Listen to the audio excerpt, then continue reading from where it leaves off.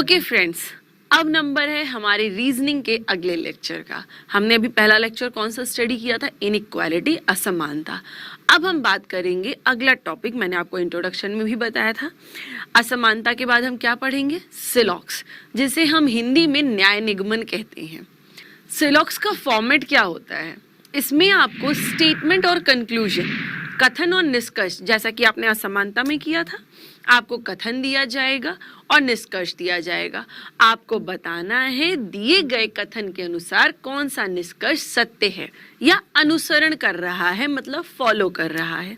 ठीक है, आपको दो चीज दी जाएगी, एक कथन होगा, एक निष्कर्ष होगा। लेकिन इसके साथ ही साथ इसके कथन और निष्कर्ष की पर्टिकुलर वैरायटी होती है। पर्टिकुलर वैरायटी मतलब एक प्रॉपर फॉर्मेटिंग ही होती है सेंटेंसेस की। कैसी फॉर्मेटिंग होती है?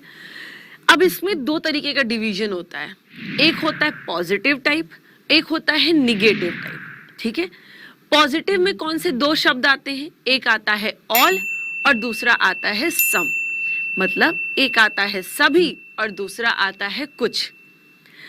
फिर निगेटिव टाइप की बारी आती है, उसमें अलग दो तरीके के सेंटेंस, दो तरीके के कथन आते हैं। वो कौन से होते हैं? दो अलग शब्द जो निगेटिव में आते हैं। एक होता है सम नॉट, मतलब कुछ नहीं है, और एक अगला होता है नो, मतलब कोई नहीं है। ये चार तरीके के स्टेटमेंट होते हैं आपके पास, ऑल, सम, नो और सम नॉट।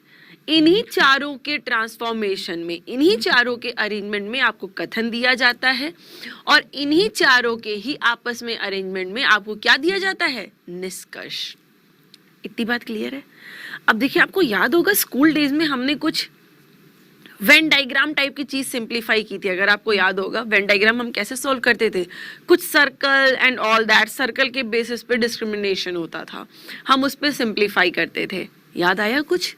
ऐसा ही कुछ आज हम इस सिलॉक्स यानी कि न्याय निगमन के साथ करेंगे। सिलॉक्स में आपको, जैसा कि मैंने आपको बताया अभी, कथन, निष्कर्ष, और आपके पास 5 विकल्प होंगे। जो निष्कर्ष देगा उस निष्कर्ष के आपको बताना होगा कौन सा निष्कर्ष अनुसरण कर रहा है, और ऑप्शन आपके पास 5 होंगे जवाब देने के, जिसमें से पहला होगा कि केवल पहला निष्कर्ष अनुसरण कर रहा है, फिर केवल दूसरा निष्कर्ष अनुसरण कर रहा है, फिर पहला और दूसरा दोनों निष्कर्ष अनुसरण कर रहा है, फिर या तो पहला या तो दूसरा निष्कर्ष अनुसरण कर रहा है, और आखिरी पहला और दूसरा दोनों निष्कर्ष अनुसरण नहीं कर रहे हैं। ये आपके 5 स्टैंडर्ड ऑप्शंस होते हैं। ठीक है, अब बात करते हैं एग्जाम में पूछे जाने की। देखिए, ये आपके क्लैरिकल और पीओ दोनों के लिहाज से बहुत ही इंपॉर्टेंट टॉपिक है, प्री और मेंस के भी लिहाज से काफी इंपॉर्टेंट है।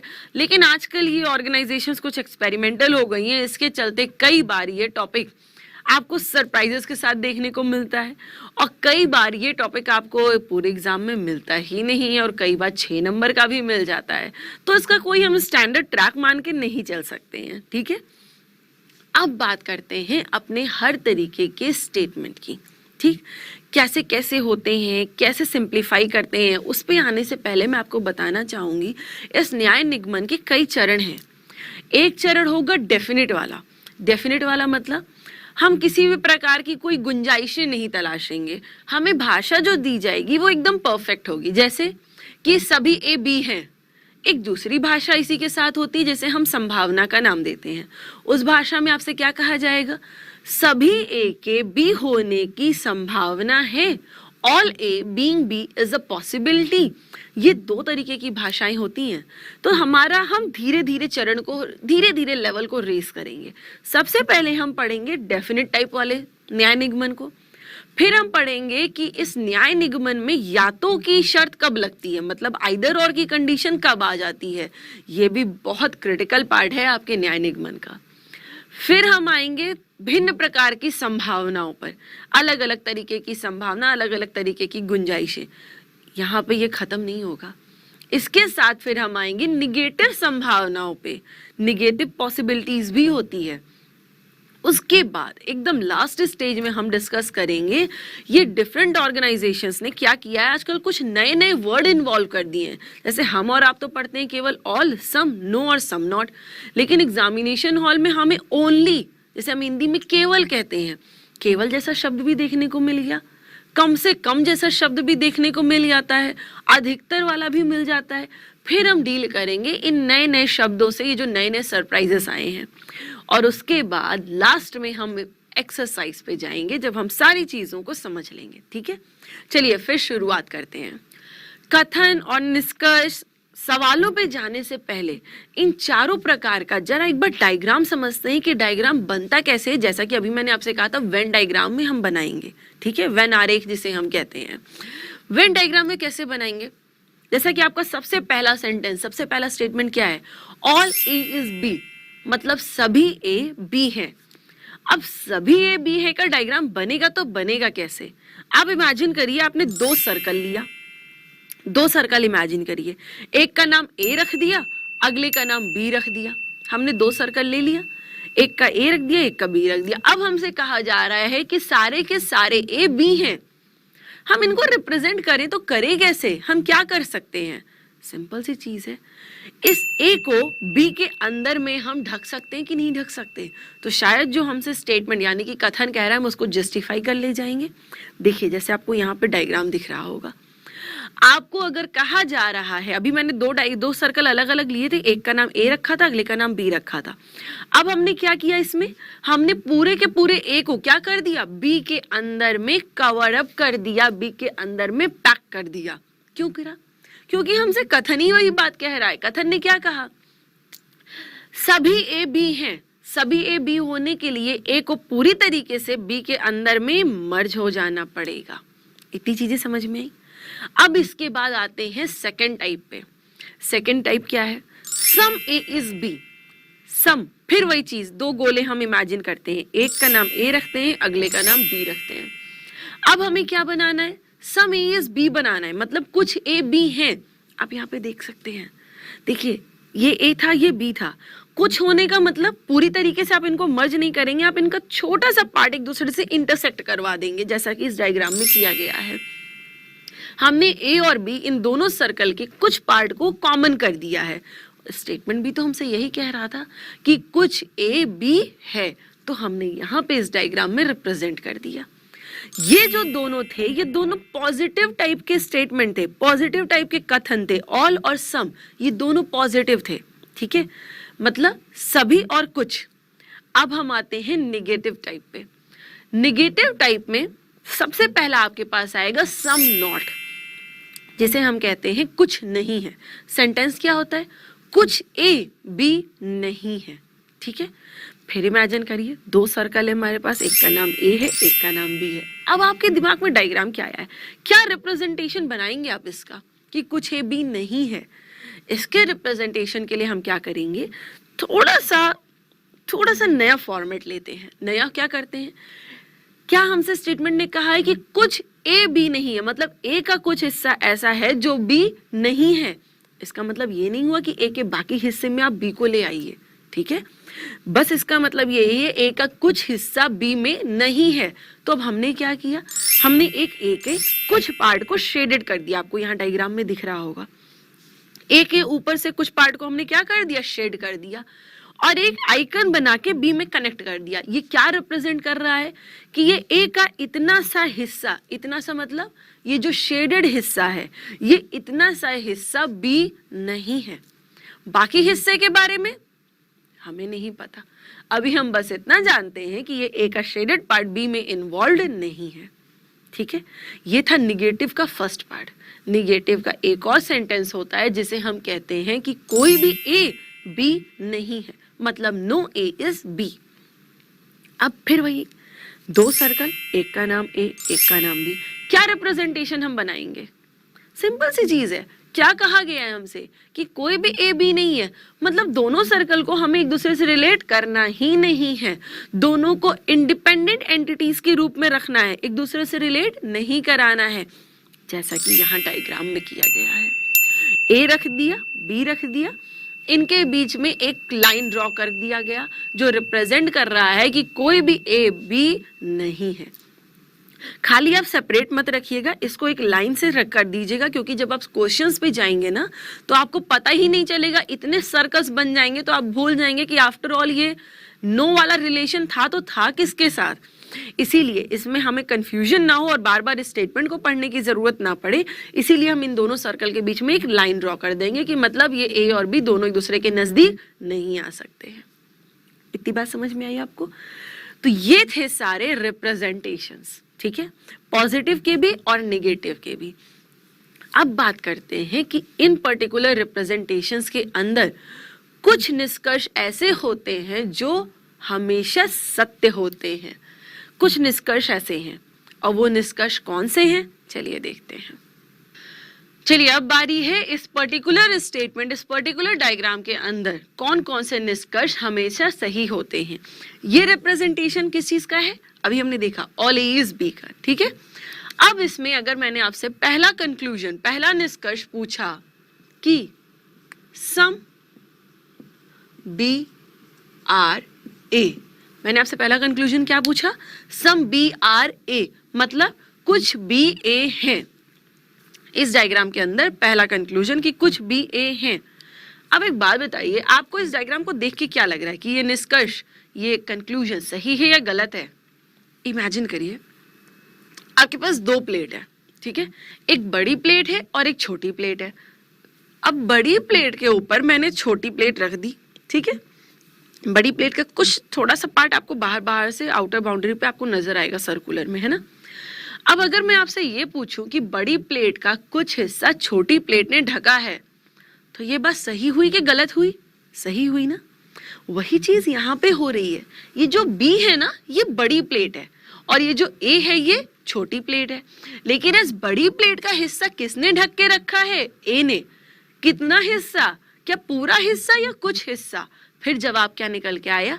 कुछ हिस्सा, पूरा नहीं, ठीक है।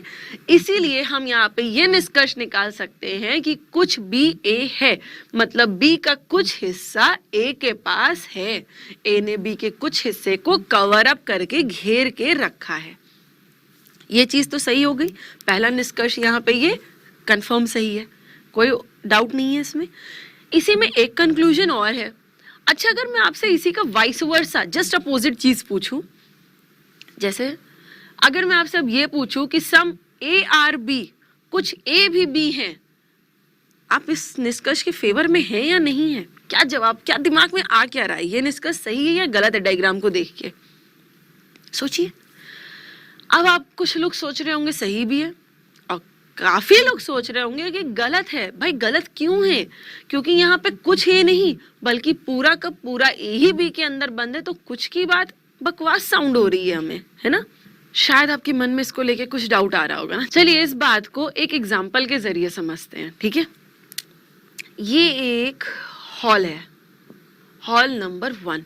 सपोज करते हैं, एग्जाम्पल लेते हैं कि ये हॉल नंबर 1 है। इस हॉल में कई कैंडिडेट्स बैठे हैं। सुशील है, शिव है, देव है, शोभित है, गीता है, सीता है, रीता है, XYZ, ठीक है, कैंडिडेट्स हैं जो हॉल नंबर 1 में बैठे हैं। अब किसी ने आके स्टेटमेंट दिया कि हॉल 1 में बैठे हुए सारे के सारे स्टूडेंट्स इंटेलिजेंट हैं। हॉल 1 में बैठे हुए सारे के सारे स्टूडेंट्स इंटेलिजेंट हैं, होशियार हैं, समझदार हैं, ठीक है।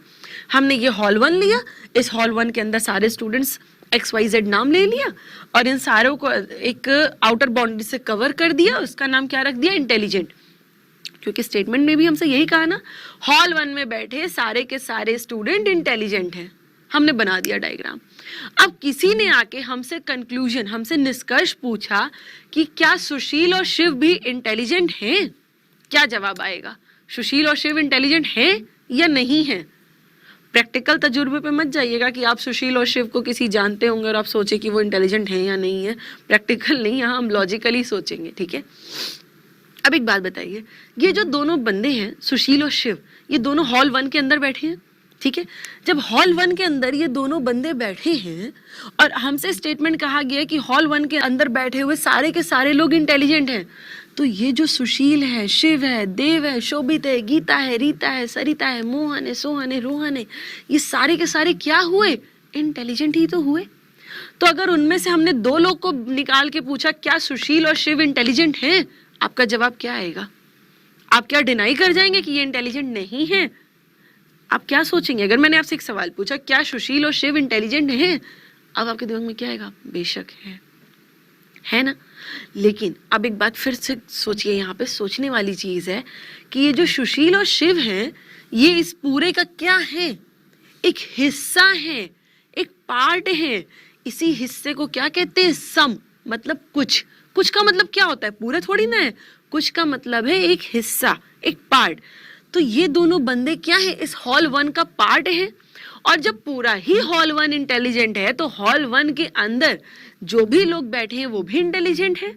और अगर उसके हम कुछ हिस्से की बात करें तो क्या वो बेवकूफ हो जाएंगे? नहीं, वो लोग भी इंटेलिजेंट के ही दायरे में आएंगे। मतलब अगर हॉल 1 का सारा हिस्सा ही इंटेलिजेंट है तो हॉल 1 का कुछ हिस्सा भी बेशक इंटेलिजेंट ही होगा। समझ में आई ये बात? क्लियर है? तो अगर मैं अब आपसे यहाँ पे ये पूछूं कि सम ए आर बी, तो आप इस निष्कर्ष के फेवर में हैं या नहीं है? डेफिनेटली ये दिया हुआ निष्कर्ष भी क्या है? सही है। क्लियर है? फिर से एक जल्दी से एक रिकैप लेते हैं, ठीक है? पूरा का पूरा ए बी के अंदर बंद है। जब पूरा का पूरा ए बी के अंदर बंद है तो ये जो ए का सारा पार्ट है ये सब बी के अंदर में ही मर्ज हो रहा है ना, सब बी के अंदर में ही आ जा रहा है। तो ये जो कुछ हिस्सा है, मान लीजिए जो कुछ पार्टिकल है ए का, ये जो कुछ पार्टिकल है ए का, ये क्या बी के बाहर की बात है? नहीं, ये भी बी के अंदर की ही बात है ना। तो जब सारा ही ए बी है तो कुछ ए भी बी है और कुछ बी भी ए है। ये इस चीज को अपने दिमाग में एकदम सेव कर लीजिए, ठीक है? कि जब सारा होता है तो कुछ भी होता है। जब सभी होंगे, जब सभी के सभी ए बी हैं तो कुछ ए भी बी है और कुछ बी भी ए है।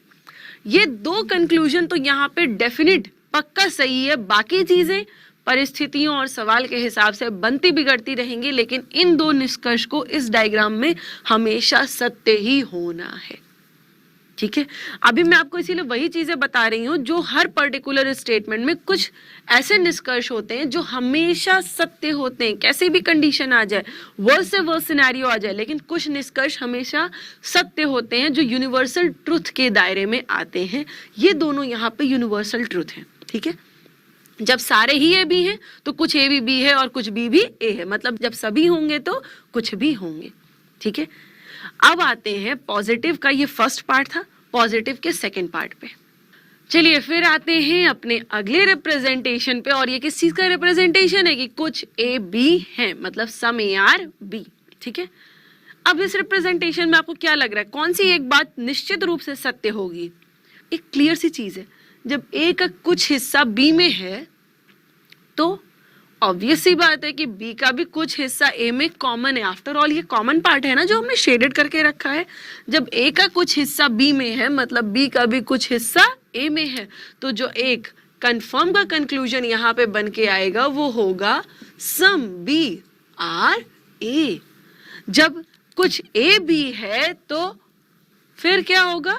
फिर कुछ बी भी ए ही है, मतलब सम बी आर ए, कुछ बी भी ए ही है, ठीक है? एक सिर्फ बस यही एक निष्कर्ष यहाँ पे सत्य है, इसके सिवा कुछ नहीं। अब आपके दिमाग में ये भी आ रहा होगा कि मैम जरूरी क्यों है? ये भी तो हो सकता है ना कि कुछ ए बी नहीं है। बिल्कुल नहीं, हम यहाँ पे ये कंक्लूड नहीं करेंगे कि कुछ ए बी नहीं है। हम बस उतनी बातों से निपटेंगे जितनी कि हमें परफेक्शन में पता चल रही है। और हमें परफेक्शन में बस इतना ही पता चल रहा है कि ए का कुछ हिस्सा बी में है, मतलब बी का भी कुछ हिस्सा ए में है। अब बी के बाकी हिस्से का क्या स्टेटस है? इस बी के बाकी हिस्से में हम संभावनाएं लगा सकते हैं, लेकिन डेफिनेट में कुछ नहीं बता पाएंगे। इस ए के बाकी बचे हिस्से में हम सिर्फ संभावनाएं लगा लेंगे, लेकिन डेफिनेट में फिर नहीं बता पाएंगे, है ना?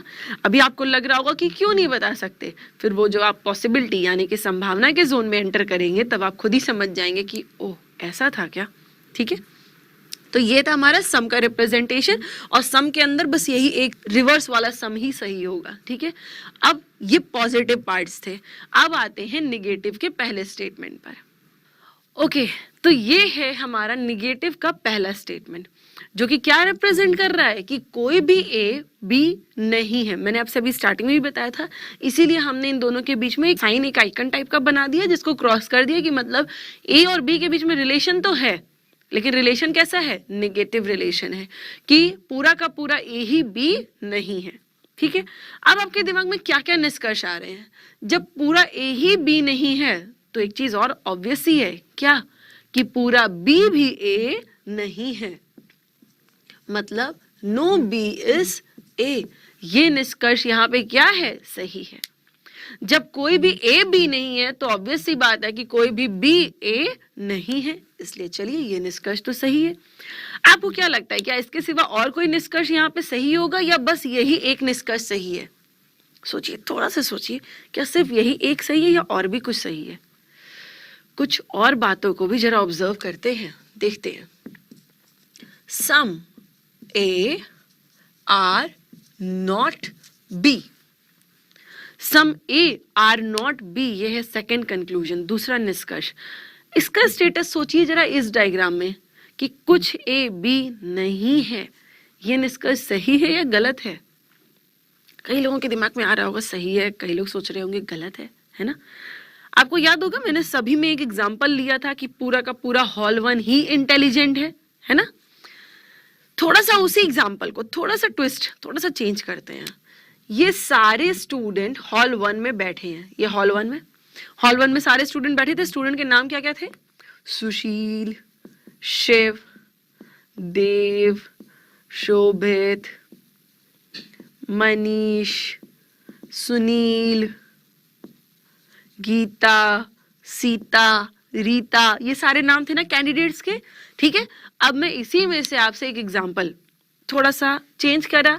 अब जैसे हमने पहले क्या कहा था, इन सबको हमने इंटेलिजेंट बनाया था, अभी क्या हम कहेंगे कि ये पूरा का पूरा हॉल 1 जो है ये इंटेलिजेंट नहीं है। इससे पहले हमने जब बनाया था तो हमने इन सबको इंटेलिजेंट के अंदर मर्ज कर दिया था, हमने थोड़ी ना किया था, हमसे कथन ने करवाया था, क्योंकि कथन ने कहा था कि सारा का सारा हॉल 1 इंटेलिजेंट है, तो हमने वैसा बना दिया था। अभी कथन हमसे क्या कह रहा है कि पूरा हॉल 1 इंटेलिजेंट नहीं है, तो हमने दोनों डिफरेंट सर्कल, डिफरेंट एंटिटीज बना लिया। अब फिर मैं आपसे एक निष्कर्ष पूछती हूँ, निष्कर्ष क्या है? क्या शिव और सुशील इंटेलिजेंट हैं? क्या जवाब आएगा, हाँ या ना? फिर जवाब हाँ होगा? बिल्कुल नहीं, जवाब होगा नहीं। क्यों होगा? क्योंकि ये जो दोनों बंदे हैं ये हॉल 1 के ही हिस्सा है, हॉल 1 का पार्ट है ये दोनों बंदे।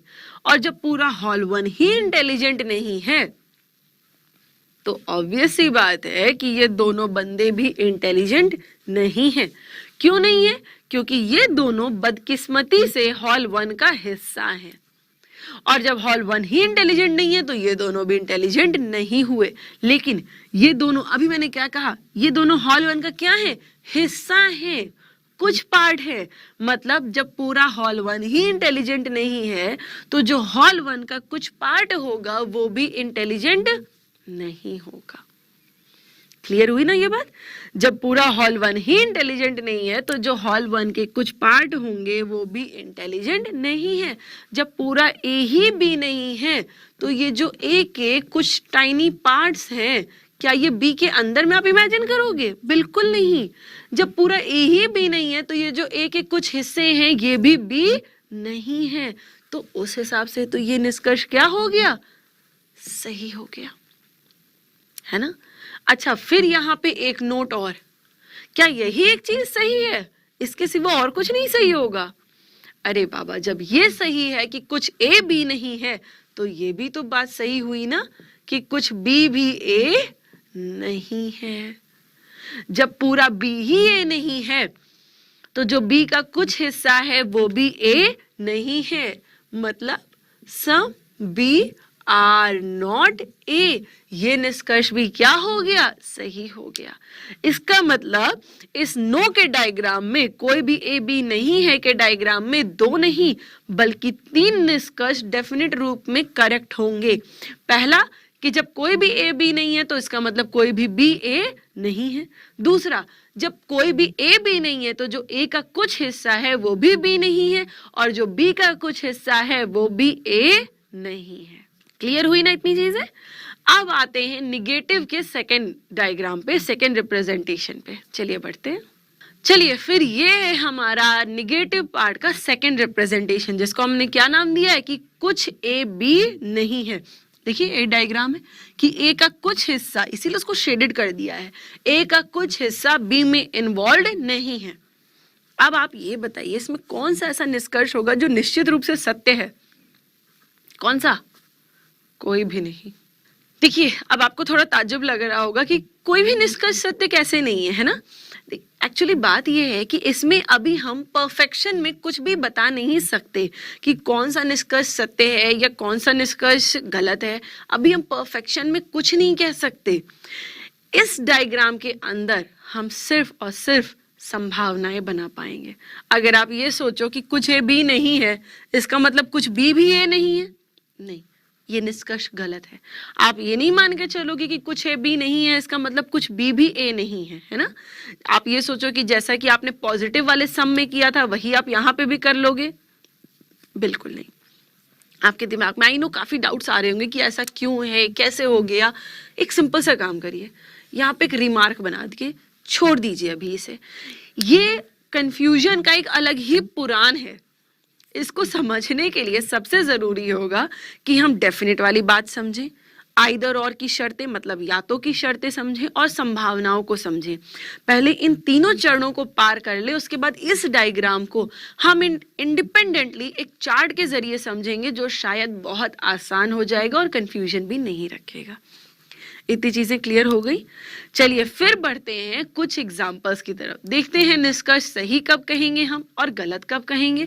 अभी तक हमने चारों चीजों को अलग अलग तराजू, अलग अलग पैमाने पे रख के इवैल्यूएट किया था। अब हम एक ही स्टेटमेंट के अंदर, एक ही सवाल के अंदर इनका इंटर कॉम्बिनेशन देखेंगे। चलिए फिर देखते हैं कुछ उदाहरण को, ठीक है?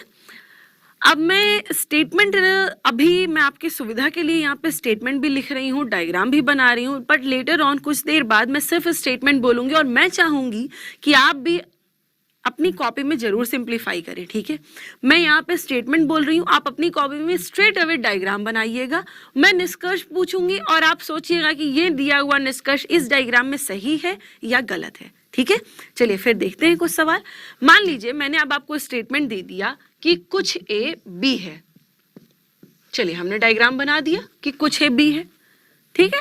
इसी के साथ हमें एक और स्टेटमेंट मिल गया कि कुछ बी सी है, हमने उसका भी डायग्राम बना दिया।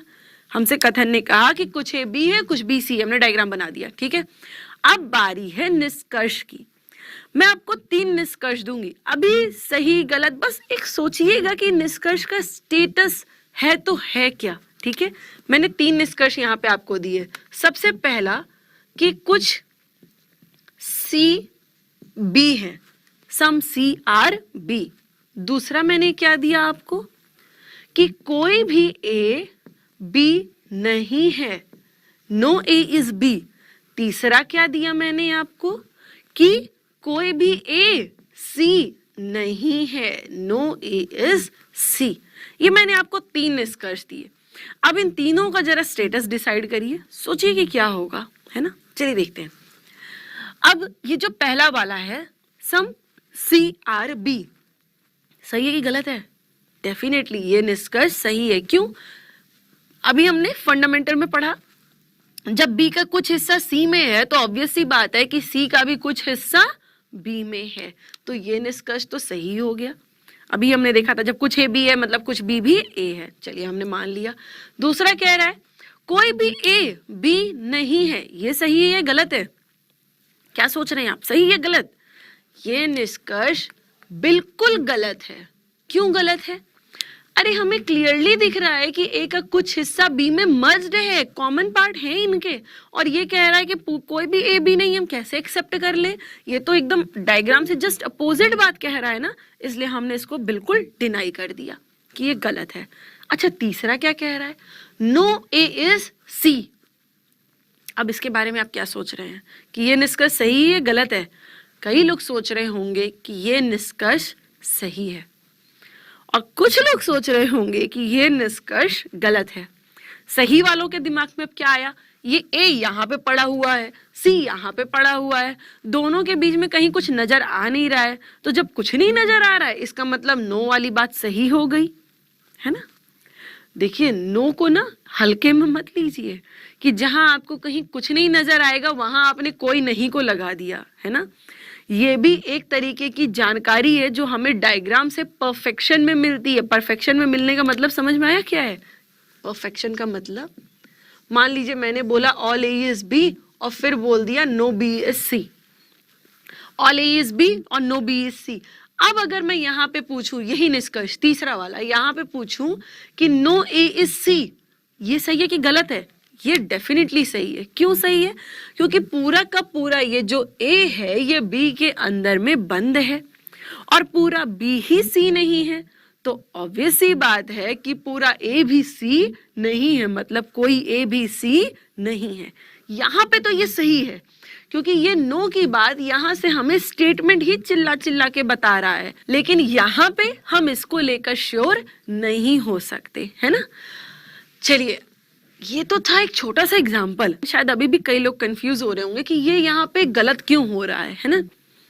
एक्चुअल में इसका स्टेटस यहाँ पे गलत नहीं है, इसका स्टेटस है कि हमें इसके बारे में पता ही नहीं है, ना सही ना गलत। हम तो जानते ही नहीं है ए और सी के बीच का रिलेशन है क्या। एक फिर से एक उदाहरण लेते हैं। मान लीजिए ये है मनीष, ठीक है, ये है सुनील, ओके, एक और पर्सन, ये है दीपक, ठीक। अब ये स्टेटमेंट आया, अब इस स्टेटमेंट को जरा ध्यान से सुनिएगा।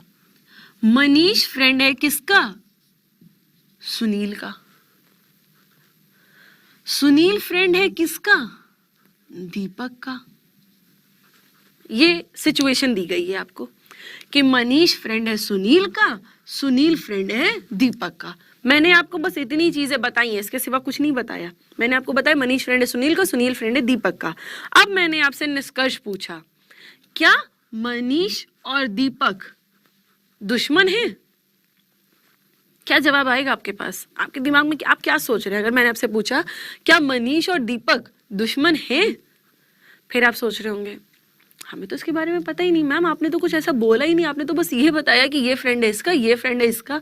अब आप रिलेशन पूछ रहे हो मनीष और दीपक के बीच में कि दुश्मन है, तो हमें इसके बारे में पता नहीं है। अच्छा, अगर मैं ये पूछूं कि क्या मनीष और दीपक दोस्त हैं, फिर जवाब क्या आएगा? हमें इसके बारे में ये भी पता नहीं है ना। क्योंकि एक्चुअल में हमको मनीष और दीपक के बीच का रिलेशनशिप स्टेटस ही क्लियर नहीं है, रिलेशनशिप ही नहीं क्लियर हो पा रहा है कि इन दोनों के बीच का रिलेशन है तो है क्या। क्योंकि मनीष फ्रेंड है सुनील का ये पता है और सुनील फ्रेंड है दीपक का ये पता है, लेकिन मनीष और दीपक एक दूसरे से कैसे रिलेटेड है ये हम नहीं जानते। वही चीज यहाँ पर भी हुई है। कभी भी ये मत समझिएगा कि बीच में एक पॉजिटिव एलिमेंट है तो आप इन दोनों के बीच का रिलेशन निकाल लीजिएगा। देखिए यहाँ पर भी ये पॉजिटिव रिलेशन है ना, कि ये फ्रेंड है सुनील का, पॉजिटिव रिलेशन है, ये फ्रेंड है इसका, पॉजिटिव रिलेशन है। अब मैं आपसे निगेटिव जानकारी पूछ रही हूँ कि क्या मनीष और दीपक दुश्मन है, नहीं पता। अच्छा, पॉजिटिव भी अगर पूछ लो, क्या मनीष और दीपक दोस्त हैं, नहीं पता। ये है मनीष, ये है सुनील, ये दीपक, सेम सिनेरियो यहाँ भी बन रहा है। अगर मैं पूछूं क्या ए सी का दोस्त है, नहीं पता। क्या ए सी का दुश्मन है, नहीं पता, है ना। इसीलिए इसको हमारे सिलॉक्स में वर्ड दिया गया है कैन नॉट से। कैन नॉट से का मतलब हमें इसके बारे में पता नहीं है, और जिस निष्कर्ष के बारे में हमें पता नहीं होता उस निष्कर्ष को भी हम क्या करते हैं, रॉन्ग कर देते हैं। बात समझ में आई? देखिए सम CRB है, ये जो निष्कर्ष है ये 100% रूप से करेक्ट है, डेफिनेट का सत्य है। दूसरा जो है ये क्या है, डेफिनेट का गलत है। तीसरा क्या है, हमको पता कैन नॉट से, हमें पता नहीं है। आपको लगता होगा कि हमारे सिलॉक्स में सिर्फ 2 जवाब होते हैं, सही और गलत के, लेकिन ऐसा नहीं है। हमारे सिलॉक में सिर्फ सही और गलत का जवाब नहीं होता, इसकी 3 कैटेगरीज निकल के चली आती हैं। सबसे पहली कैटेगरी होती है जो 100% सही होता है, दूसरी कैटेगरी होती है जो 100% गलत होता है। तीसरी कैटेगरी क्या होती है? जिसके बारे में हमें पता नहीं होता। जिसके बारे में पता नहीं होता मतलब जो कैन नॉट से होता है, मतलब जिसे हम निर्धारित नहीं कर पाते। और जिसे हम निर्धारित नहीं कर पाते उसको भी हम कौन सी कैटेगरी देते हैं? गलत की ही देते हैं। ठीक है, तो ये दोनों हमारे रॉन्ग ही कहलाएंगे। जो 100% रॉन्ग होगा वो तो रॉन्ग है ही है, और जिसको आप समझ नहीं पा रहे हैं, कैन नॉट से का स्टेटस दे रहे हैं, उसको भी आप क्या करेंगे? गलत ही करेंगे।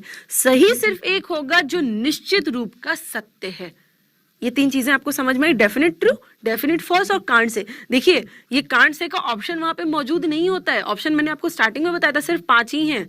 केवल पहला अनुसरण कर रहा है, केवल दूसरा कर रहा है, या तो पहला या तो दूसरा, दोनों कर रहे हैं और दोनों नहीं कर रहे हैं। कांट से जैसी चीज आपको ऑप्शंस में नहीं मिलेगी। Can't say is a thought जिसके जरिए हमें कंफ्यूजन ना हो सिलॉक्स को सिंप्लीफाई करने में। हम ना कंफ्यूज हो जाएं कहीं कि ये गलत है या निर्धारित नहीं कर पा रहे, ये है तो है क्या। ठीक है, इसीलिए एक तीसरा डिस्ट्रीब्यूशन बनाया गया है कांट से। और ये सबसे ज्यादा मददगार आपको पता है कब होगा? जब आप या तो की कंडीशन बनाएंगे तब ये मददगार सिद्ध होगा, और उससे भी ज्यादा बेनिफिशियल ये तब होता है जब हम संभावनाओं की शर्तों को बनाते तो ये और मददगार होगा। इतनी बातें समझ में आई? चलिए फिर देखते हैं सिलॉक्स से रिलेटेड कुछ और क्वेश्चन को।